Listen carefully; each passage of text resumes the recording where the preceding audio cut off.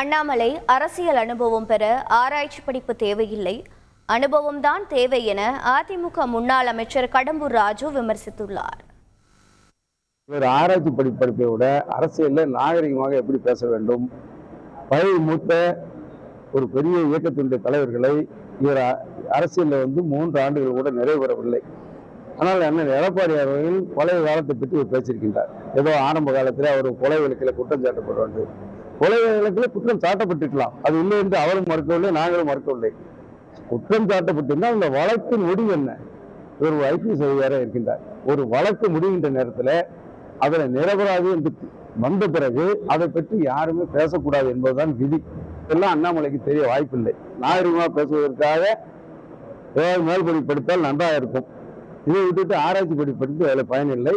நிச்சயமாக இனிமேல் குழு வைத்துத்தான் இது பாஜக நடத்த முடியும் என்ற நிலையை இன்றைக்கு அண்ணாமலை உருவாக்கி இருக்கின்றார்.